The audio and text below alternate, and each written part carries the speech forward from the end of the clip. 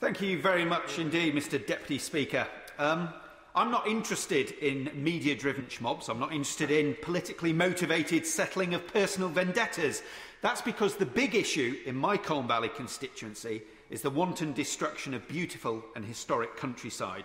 Now, thousands of concerned local residents have attended public meetings. They've registered their objections via emails. They've registered those objections on the council website. They've written letters and they've contacted their local representatives. And all this to oppose plans to bulldoze the countryside for hundreds of new homes and industrial developments.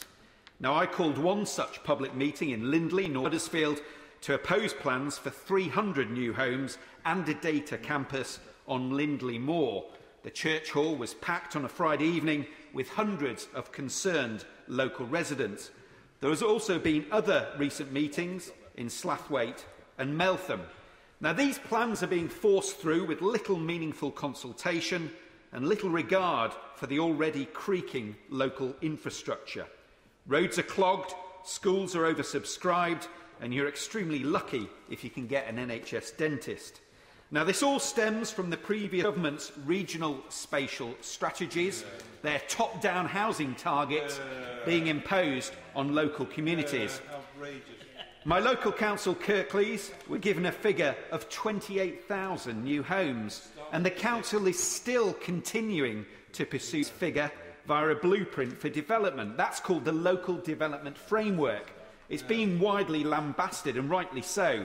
The consultation has been flawed, with thousands of homes failing to get the consultation leaflet that supposedly had been delivered to all the homes in the area. As a result, my honourable friend, the member for Dewsbury, and myself called for this LDF consultation to be suspended. That's because the LDF in our area wasn't reflecting local people's aspirations and decisions on important issues such as housing and economic development. A High Court judgment earlier this year on the 7th of February said councils should make the intended abolition of the regional strategies, otherwise known as the top-down targets, a material consideration pending the localism bill. However, the housing target numbers do still remain in Cleves Council. Now, I warmly welcome the government's promise to radically reform the planning system and to give neighbourhoods much more ability to determine the shape of the places in which their inhabitants live.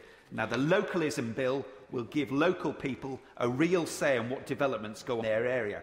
Community groups, parish councils and local business organisations will be involved in developing neighbourhood plans. However, we have to wait for the autumn for this to happen.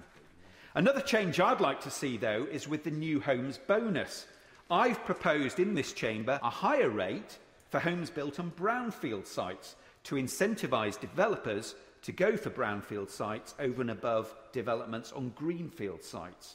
I really do believe that developers and my local council need to engage better with local communities. Now, this will happen after the localism bill becomes law later this year, but planning applications really do need to clearly demonstrate as well improvements to local infrastructure. The plans for Lindley Moor housing, for example, show little regard for the heavily oversubscribed schools and the clogged roads. Mr Deputy Speaker, I stand side by side with the many people in my constituency who are deeply worried and angered by the way plans for homes and the data campus are being railroaded through with little genuine consultation, no regard for the infrastructure and little explanation of the need. We're not anti-development, we just want better sustainable development and ones that involve the whole community. Thank you.